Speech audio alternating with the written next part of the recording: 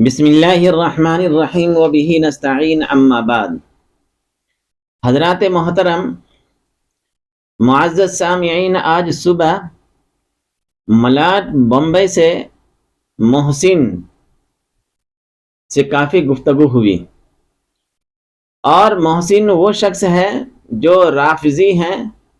اہل تشیع سے تعلق رکھتے ہیں۔ ان کے کئی سوالات تھے، میں چاہتا ہوں کہ جو گفتگو ہوئی ان کا خلاصہ آپ کے سامنے بھی آ جائے، تاکہ حق کیا ہے اور باطل کیا ہے آپ کو بھی سمجھ میں آئے۔ سب سے پہلی بات تو ہم اور آپ یہ سمجھیں کہ ہمارا اہل سنت والجماعت کا یہ عقیدہ ہے کہ سرکار دو عالم صلی اللہ علیہ وسلم کی پردہ فرمانے کے بعد اس روئے زمین کے اوپر صحابہ رضوان اللہ تعالی علیہم اجمعین وہ ہمارے لیے اور پوری دنیا کے مسلمانوں کے لیے معیار حق ہے۔ صحابہ کرام معیار حق ہیں، مومن بھی ہے، عادل بھی ہے، اور تمام صحابہ رضوان اللہ تعالی علیہم اجمعین کا جب کسی بات کے اوپر اتفاق ہو جائے تو وہ محفوظ بھی ہے۔ سرکار دو عالم صلی اللہ علیہ وسلم کی پردہ فرمانے کے بعد حضرت ابو بکر صدیق رضی اللہ تعالی عنہ خلیفہ بنے۔ اللہ تبارک و تعالیٰ کے بعد اگر کوئی اس روئی زمین کے اوپر اعلیٰ و عرفہ مقام رکھتے ہیں تو سرور کونین صلی اللہ علیہ وسلم کی ذات ہے، اور آپ صلی اللہ علیہ وسلم کے بعد اگر کسی کا مرتبہ ہے، مقام ہے، تو حضرت ابو بکر صدیق رضی اللہ تعالی عنہ کا ہے۔ یہ اہل رافضی جس سے میری گفتگو ہوئی ان کا سوال ہے، اور میں نے جو ان کو جواب دیا وہ میں آپ کے سامنے رکھنا چاہتا ہوں۔ ویسے تو ان لوگوں کو جو جوابات ہمارے اسلاف دے چکے ہیں، ہمارے بڑے بڑے علماء کرام دے چکے ہیں، ہمارے اساتذہ کرام بھی دے چکے ہیں، لیکن میرے دوستوں جب مجھ سے گفتگو ہوئی تو ان کا پہلا سوال یہ تھا کہ وہ حضرت ابو بکر صدیق رضی اللہ تعالی عنہ کو سرکار دو عالم صلی اللہ علیہ وسلم کے بعد خلیفۃ المسلمین نہیں مانتے ہیں۔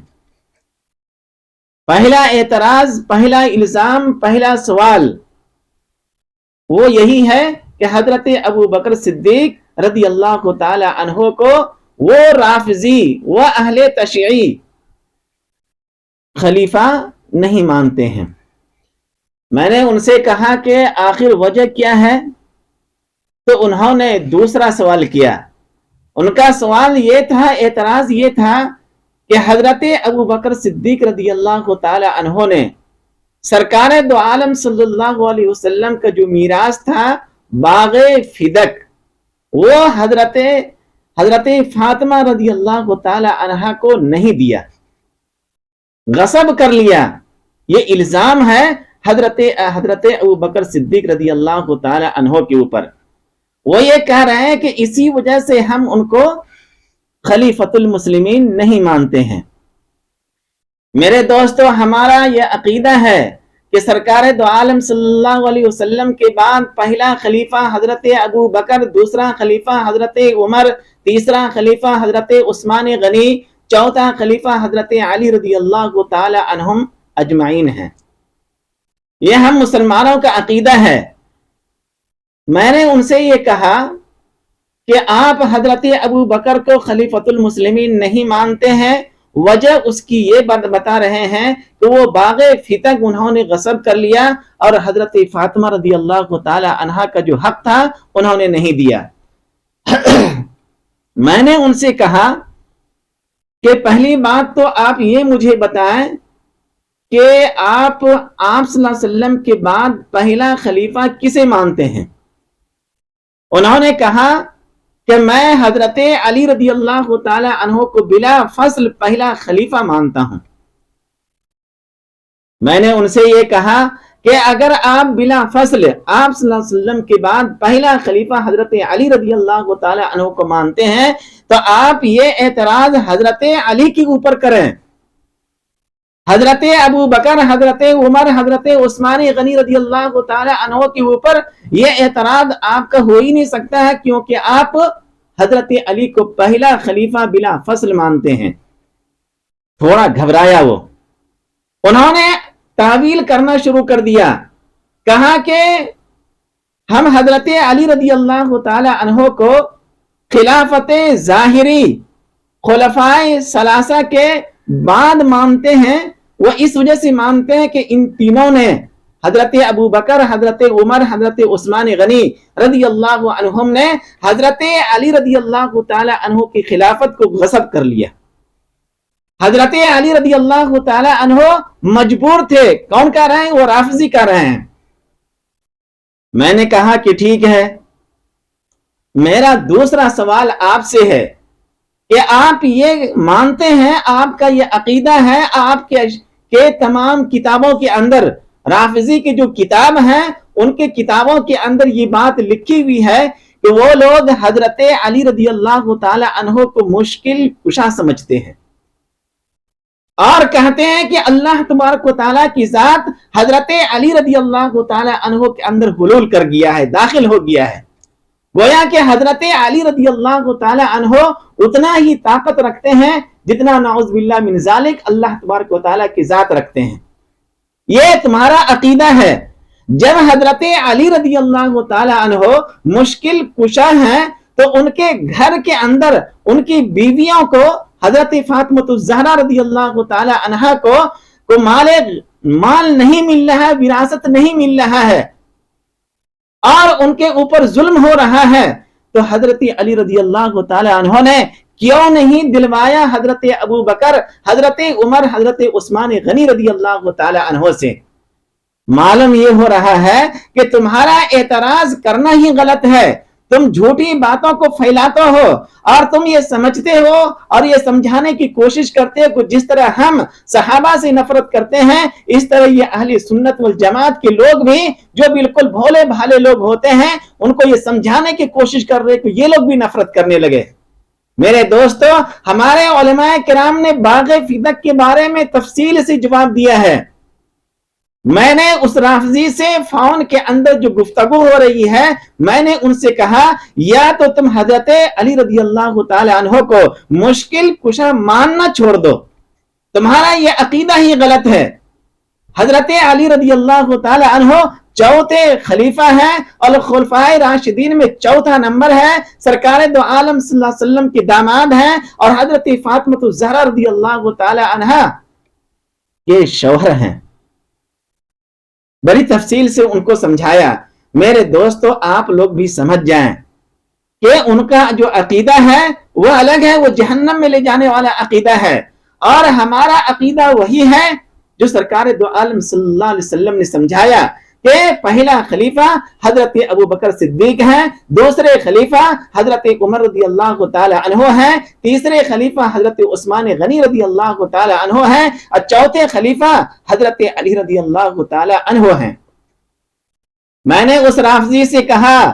کہ چلو ٹھیک ہے، اگر میں نے بالفرض مان لیا کہ ان خلفائے ثلاثہ نے ظلم کیا،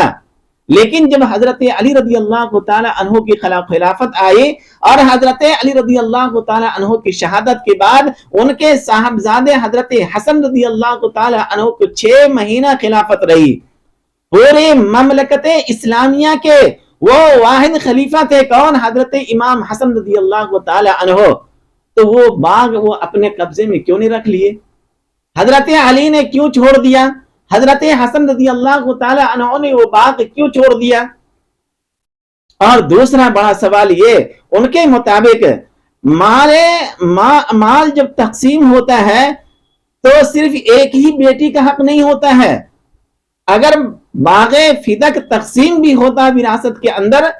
تو آپ صلی اللہ علیہ وسلم کی 4 بیٹیاں ہیں اور 4 بیٹیوں میں برابر تقسیم ہوتی، اور صرف مال جو جب تقسیم ہوتا ہے تو صرف اولاد ہی کے اندر نہیں مرنے والے مر جاتے ہیں، اپنے پیچھے اپنے اولاد کو چھوڑے، اپنے پیچھے اپنی بیویوں کو چھوڑے، اپنے پیچھے اپنی ماں کو چھوڑے، اپنے پیچھے اپنے بھائیوں کو چھوڑے، تو جائیداد کے اندر یہ تمام کے تمام لوگ حصے دار ہوتے ہیں، تمام لوگوں کو جائیداد ملے گا، صرف ایک اولاد ہی کو نہیں۔ تو حضرت فاطمہ رضی اللہ تعالی عنہ کے بارے میں تم لوگ یہ اعتراض، یہ سوالات اٹھاتے ہو، تو تمام اولاد کے بارے میں سوال اٹھاؤ۔ اور پھر حضرت ابو بکر صدیق رضی اللہ تعالی عنہ جب خلیفہ تھے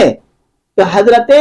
اما عائشہ رضی اللہ عنہا حضرت ابو بکر کی صاحبزادی ہیں، حضرت ابو بکر کی بیٹی ہیں، اگر چاہتے مال غنیمت، مال و جائیداد تقسیم ہوتا انبیاء علیہ السلام کا،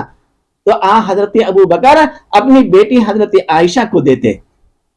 حضرت عمر رضی اللہ تعالی عنہ کا دور خلافت آیا، حضرت عمر کی بیٹی حضرت حفصہ ام المؤمنین ہیں،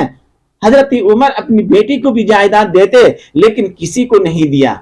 معلوم یہ ہو رہا ہے کہ ان رافضیوں کا حضرت ابو بکر کے اوپر اعتراض، حضرت عمر کے اوپر اعتراض، حضرت عثمان غنی رضی اللہ تعالی عنہ کے اوپر اعتراض، یہ بالکل جھوٹی اور نفرت والی باتیں ہیں، جو وہ لوگ حضرت ابو بکر اور حضرت عمر اور حضرت عثمان غنی سے نفرت کرتے ہیں، اور وہ یہ چاہتے ہیں کہ بھولے بھالے مسلمان جو ہیں یہ لوگ بھی صحابہ سے نفرت کرنے لگے۔ میرے دوستو، اس طرح کی باتیں اگر آ جائے سامنے تو اس کو علماء کرام کی طرف موڑ دیا کیجیے، علماء کرام بہتر انداز میں ان کو جواب دیں گے۔ تو معلوم یہ ہوا کہ چاہے باغ فدق ہو، وہ آج بھی موجود ہے، سعودی حکومت کے زیر تصرف ہے، اور حکومت ان کو خرچ کرتے ہیں وہ باغ فدق جو مدینہ کے اندر موجود ہے۔ مسئلہ یہ ہے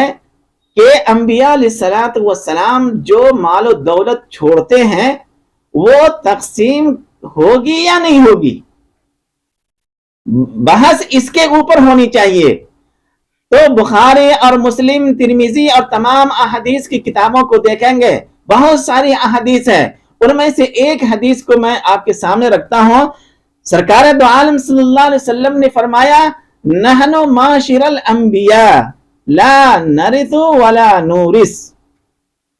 کیا فرمایا؟ انبیاء علیہ السلام نہ تو کسی کے وارث بنتے ہیں اور نہ ان کے مال کے کوئی وارث بنتے ہیں، اور اگر کوئی مال ہے تو وہ مال امت کے درمیان تقسیم ہو جاتی ہے، امت کے لیے صدقہ ہے، کسی اولاد میں وہ مال تقسیم نہیں ہوتے ہیں۔ سرکار دو عالم صلی اللہ علیہ وسلم نے وہ باغ فدق اگر چھوڑ کے گیا ہے تو وہ امت کے لیے صدقہ ہے، اور آج بھی امت کے اوپر ہی خرچ ہو رہی ہے، اگرچہ سعودی گورنمنٹ کے زیر قبضے میں ہے وہ باغ، لیکن اس کے باوجود ان کا پیسہ اور جو بھی آمدنی آتی ہے وہ تمام کے تمام امت کے اوپر صدقہ ہے، امت ہی کے کاموں میں آج بھی خرچ ہو رہا ہے۔ تو میرے دوستو، یہ لوگ جو صحابہ سے بغض رکھتے ہیں، صحابہ سے نفرت کرتے ہیں، تو اس طرح ہمارے بھولے بھالے مسلمانوں کو شکار کرتے ہیں تاکہ یہ لوگ بھی نفرت کرنے لگیں۔ میرے دوستو، کبھی بھی صحابہ سے نفرت نہ کریں، بلکہ سرکار دو عالم صلی اللہ علیہ وسلم کی حدیث ہے، ایک حدیث یہ ہے کہ قرب قیامت کے نزدیک قیامت کے نشانیوں میں سے ایک نشانی یہ بھی ہے کہ ہماری آخری امت پہلے لوگوں کے اوپر لعن و طعن کریں گے، نفرت کریں گے،